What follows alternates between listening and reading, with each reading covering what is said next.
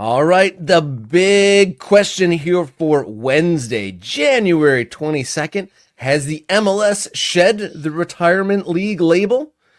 To look at this question, we are happy to be joined by American soccer writer for The Athletic, Mr. Jeff Rueter. Welcome to Morning Kick Around, sir. How are you today? Let's Hey, see if we can get him up. Oh, is he there? Okay, we do have him. All right. yeah, No, I've no, I've no. I've been lurking in the background this whole time. Yeah, I'm doing Okay, well. all Thanks, right. guys. Yeah, I didn't warn Jeff that we were a video show, Rob. This is still pretty new for people. Jeff and I go back, but he wasn't aware that I was going to put him on camera maybe. So, shout out though. Thank you, Jeff. Jeff, Yeah, we've never met in person. I'm Robert. I didn't know you looked like this. I mean, who would... yeah, it's a fresh haircut. What can you do? Yeah, So looking Okay. sharp around the corners. Before we dig in on your piece about the question, the retirement league label, you referenced, some of these moves are real, and to kind of ignore the gonzo or the clickbaity sort of rumors or conversations. This year, what has been your favorite or most entertaining kind of clickbait transfer rumor for Major League Soccer this year? well, I mean, I don't think it gets much more. I don't know, immediately failing the smell test than Neymar trying to match Messi's deal with the Chicago Fire of all teams. Like, look, I know that Xherdan Shaqiri was able to make bank, while doing the least over a couple 2.5 years with the Chicago Fire. But the idea that a player who has played 900 minutes over the last 18 months and a player who honestly, his stock, I think that just overall, Neymar has such a polarizing pull. He is not Lionel Messi. He is not even Kevin De Bruyne, I would say. I think that there is sort of a faction of detractors around Neymar. I mean, both, just general soccer fans, but also fans of Brazil who look and say, look, he's padding his numbers. He's playing in an era when international teams are playing more games than ever. So, of course, he set the record. Of course, he is the all-time leading goal scorer, but he is not among the all-time greats because he was unable to bring back the World Cup. So, Wow. I don't think that there is that same sort of move mountains to bring this guy in mentality that you would have with him. So I think that the idea that it was being reported as not just that they were looking into it, because we heard that with Sporting Kansas City and Cristiano Ronaldo 2 years ago, right? But the fact that they claimed to be in such an advanced stage that they were already talking about percentage cuts of jersey sales and all that sort of stuff. That just, that just was that was never going to materialize in that way.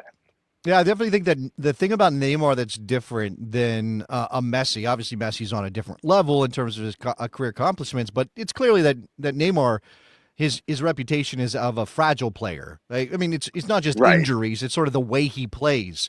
Whereas Lionel Messi has this reputation of he doesn't, he never dives. I don't know if that's exactly true, but he never dives, and he plays every possible game. He never wants to come off the field, and with Neymar, you're selling, at this point in his career, you'd be selling a player that is viewed as very fragile.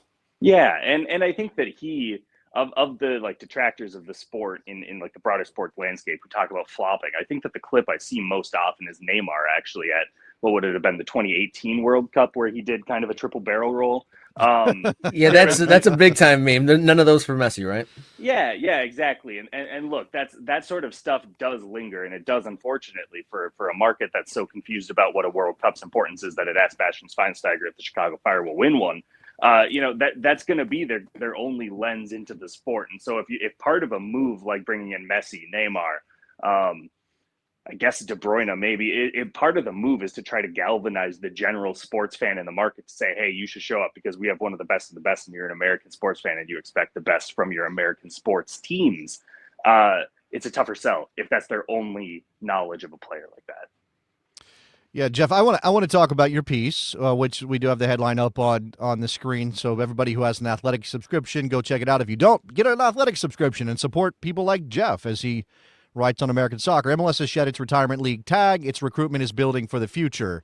What I think is really tough is that a lot of people, maybe people who are not MLS fans to begin with, or have Sure. a bias towards MLS, they see this as a binary, right? They see this as a zero-sum game. If you sign a Xherdan Shaqiri, you are a retirement league, no matter who else you're signing. But Yeah. clearly, it's a lot more complicated than that, Jeff. Oh yeah. Yeah, and I mean this gets into a little bit, like you said, everyone is everyone is going to consider signing a player of a certain age, right, regardless of their veteran status, and I think that it's mostly just was necessary because candidly, this was a piece kind of in response to my bosses in the UK, who were seeing some of the headlines come in and some of the players who were linked, and I think that there was a day where there was Neymar talks are advanced, Wilfred Zaha is a target.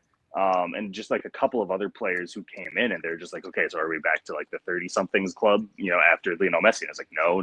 And so I went right back in the lab and I think within 2 hours churned this out. And look, like a lot of it is stuff that, like you said, if you've been following Major League Soccer, a lot of this you're just kind of nodding along like it's a favorite track from the 90s, right? Like there's a lot of this where it is, look, the designated player rule was necessary to be able to bring in that sort of pull, that sort of player of stature. You couldn't count on Hristo Stoichkov taking pay cuts time after time after time in order to bring in these Ballon d'Or caliber players, right? So you needed the designated player. And of course, the first players who are going to take that risk, that gamble, are going to be players on the other side of 30 who are needing to prolong their careers and see the marketability potential moving to the United States. That was at a time when Major League Soccer was desperate to stabilize, right? This is right after Toronto FC, RSL had launched, Chivas USA, right?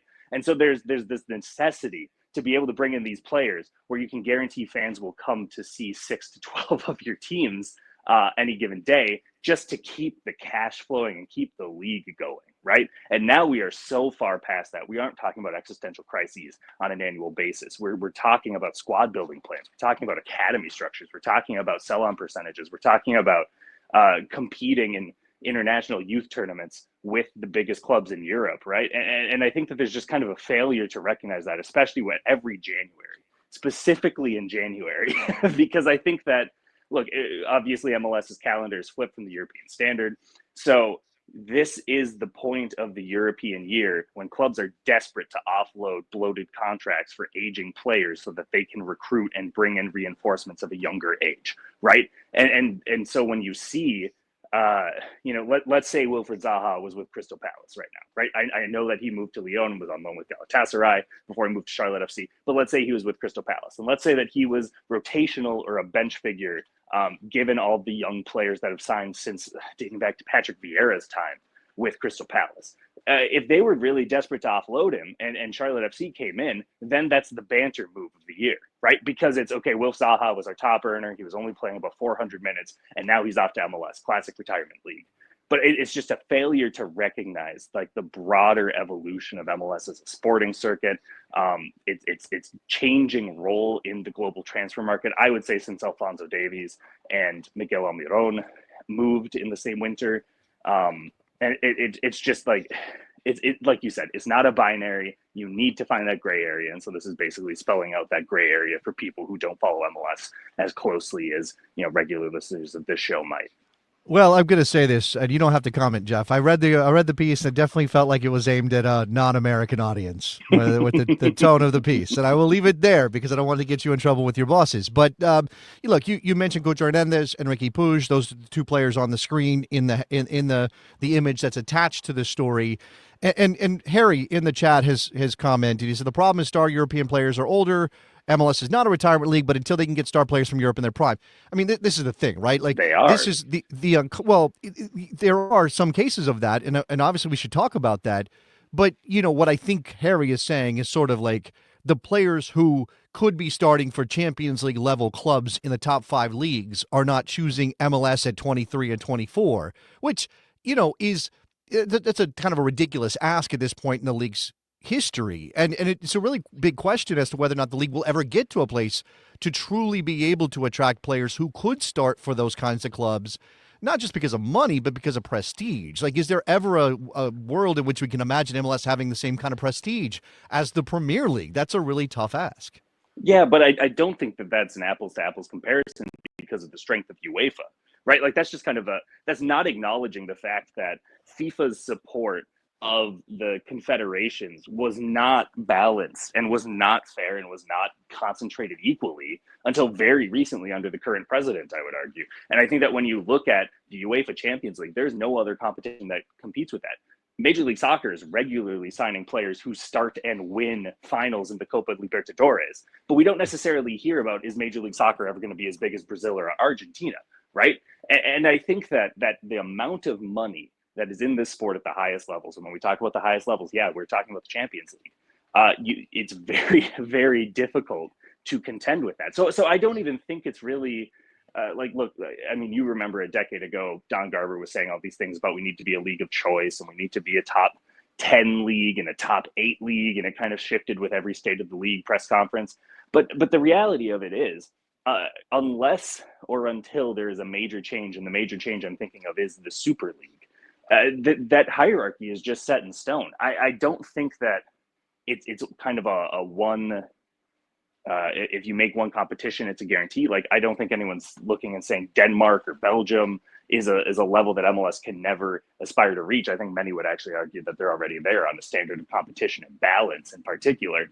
But yeah, if you're just trying to look and say, if it's not as good as the Premier League, I'm not going to watch it. Well, then there's hundreds of soccer leagues in the world you shouldn't even bother with because there is only one Premier League, and it just kind of defeats the purpose.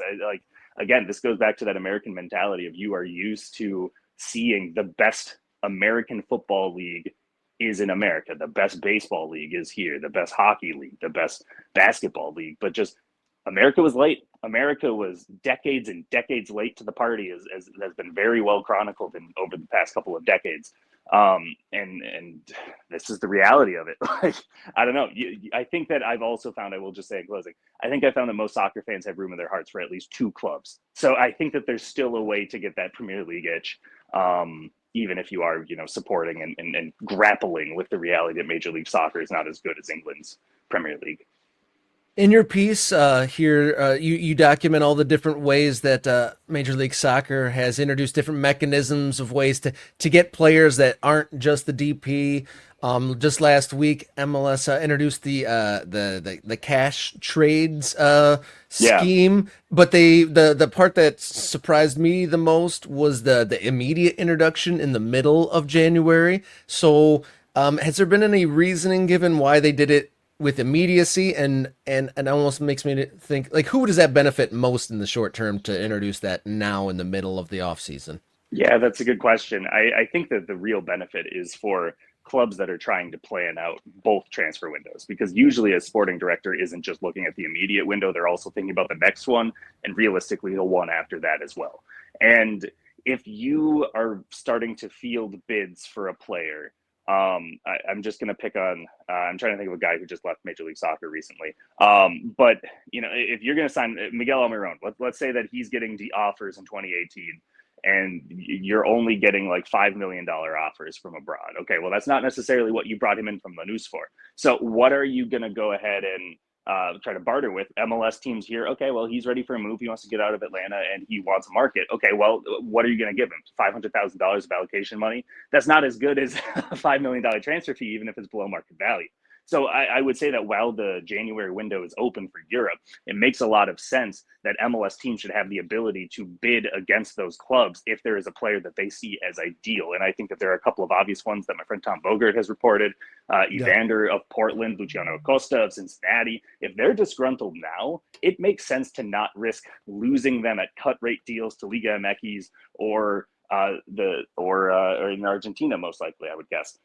It makes sense to try to keep those players in. And I think that ultimately, yes, there are some owners that have been very reticent to evolve this league as a sporting circuit and have to invest more money. But I think the majority of them are desperate to be able to do more with their clubs and to shape this more in their image rather than these fixed roster constraints. So I think that the timing makes sense just to keep an entire year of continuity. I agree with you. These changes probably should have come in November, just so that as teams approach January, they know the market that they'll be operating in. But realistically, boards of directors and the chief soccer officers should have been aware this would have been coming down the pike even a month ago. All right, so lots there. And again, go read Jeff's piece on the retirement league label and whether MLS has shed it and the recruitment of the future. I also want to bring up Naomi Girma, because you wrote a little bit of a profile on Naomi at The Athletic as well, Jeff. And, we said last week when the rumors were percolating of $1 million transfer that she was the best defender in the world. I had at least one comment on the channel. It said, no, not so fast. There's actually a Spanish defender who is better, Mapi Leon. But I think Emma Hayes agrees with us. What is your feeling about this move for Naomi Girma?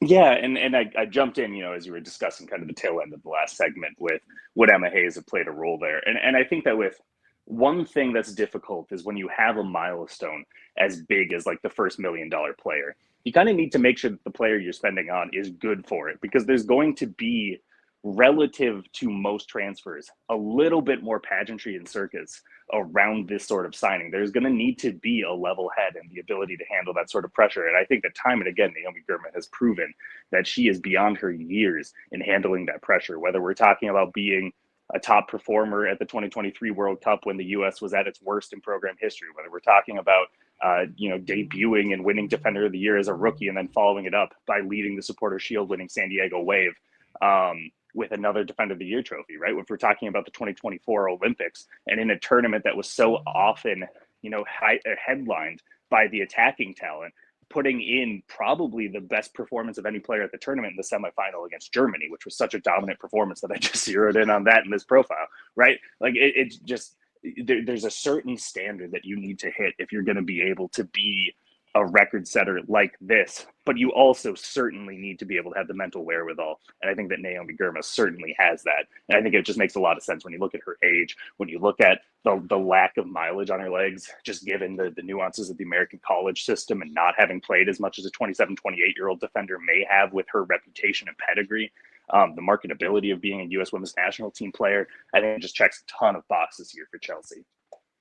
Exciting times here for American players and the American game. Thank you, Jeff, for sharing a bit about the stories you've written. Can you tell our viewers where to find more of your stuff? Yeah, I mean, I'm a senior writer at The Athletic, so everything I do is going to be over there. And there you go. And otherwise, follow me on Blue Sky. I'm pretty much off Twitter these days, so I'm at Jeff Rueter on Blue Sky. There you go. There you go. That's the tip. All right. Thank you, Jeff, so much for joining us here on Morning Kick Around. Thank you, viewer. If you haven't already done so, click the subscribe button, Morning Kick Around, and help us keep on driving towards that 1,000 subscriber goal.